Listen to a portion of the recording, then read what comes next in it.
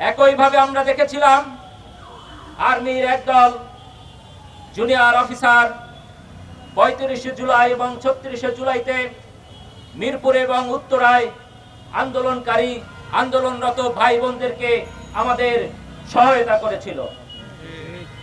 কিন্তু দুঃখের সাথে বলতে হয় ৩৬ জুলাইয়ের রক্তক্ষয়ী এই অভ্যুত্থানের পরে উভয় পক্ষের একই দৃশ্যপট আমরা দেখতে পাচ্ছি। যারা গুলি চালিয়েছে আর যারা অভ্যুত্থানের পক্ষে কাজ করেছে উভয় স্বপদে বহাল আছে।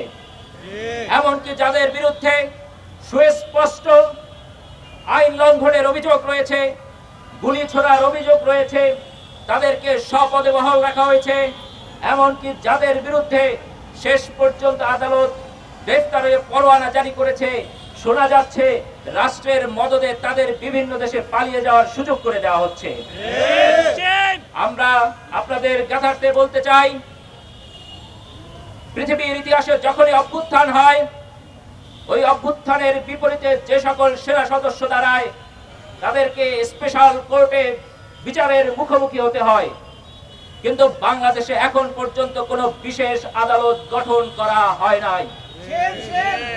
আপনারা জানেন, ফরাসি বিপ্লবের পরে স্পেশাল বিপ্লবী ট্রাইব্যুনাল গঠন করে অভ্যুত্থানের বিপরীতে যেই সকল সেনা সদস্য কাজ করেছে তাদেরকে বিচার করা হয়েছে, শাস্তি দেওয়া হয়েছে।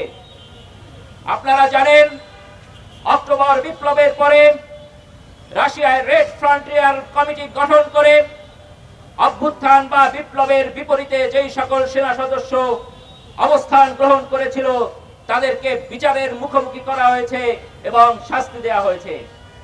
একইভাবে চীনের বিপ্লবের পরে, কমিউনিস্ট বিপ্লবের পরে সেখানে চীনা কমিউনিস্ট পার্টি স্পেশাল আদালত গঠন করে বিপ্লবের বিরুদ্ধে যারা ছিল তাদের বিচারের আওতায় এনেছে।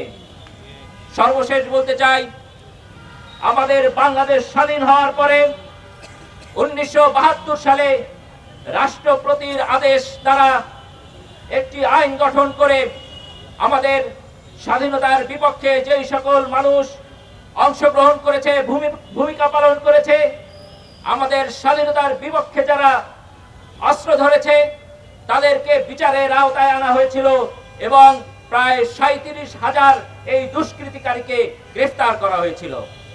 সেই একই বাংলাদেশে এত বড় রক্তক্ষয়ী ঘটনার পরেও এখন পর্যন্ত সেনা সদস্য যারা এই হত্যাকাণ্ডের সাথে জড়িত ছিল তাদেরকে বিশেষভাবে আইনের আওতায় আনা হয় নাই।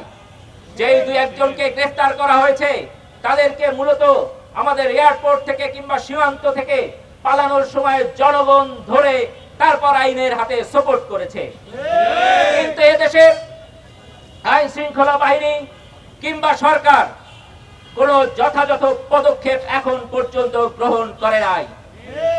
এই সরকার জুলাই বিপ্লবের রক্তের উপরে দাঁড়িয়ে গঠিত সরকার, কিন্তু এই সরকার পুলিশ এবং সেনা সদস্যদের মধ্যে যারা বিপ্লবের বিপক্ষে অবস্থান করেছিল তাদেরকে বিচারের আওতায় আনার জন্য বিশেষ কোন আদালত গঠন করে নাই। এইটা আমাদের বিপ্লবীদের দিক থেকে যেমন আক্ষেপ, সরকারের জন্য এটি লজ্জার। আমরা যা হয়েছে তা তো হয়েই গেছে, কিন্তু আমরা আজ থেকে সরকারের তরফ থেকে এবং আইন শৃঙ্খলা বাহিনীর তরফ থেকে এই নিশ্চয়তা পেতে চাই, আর কোন খুনি বাংলাদেশ থেকে পালাতে পারবে না। আমরা এই নিশ্চয়তা চাই, যারা আমাদের বিপ্লবীদের উপরে যেই সকল সেনা সদস্য, পুলিশ সদস্য গুলি চালিয়েছে তাদেরকে অবিলম্বে বিচারের আওতায় আনা হবে। আমরা আশ্বস্ত হতে চাই, যুদ্ধাপরাধ ট্রাইব্যুনাল যাদের বিরুদ্ধে গ্রেফতারি পরোয়ানা জারি করেছে, আইন শৃঙ্খলা বাহিনী তাদেরকে গ্রেফতার করতে সর্বাত্মক সহায়তা করবে। এই সকল দুষ্কৃতিকারীদের বিচার এবং সর্বোচ্চ বিচার কামনা করে আমি আমার বক্তব্য শেষ করছি। ইনকিলাব জিন্দাবাদ, আপ বাংলাদেশ জিন্দাবাদ।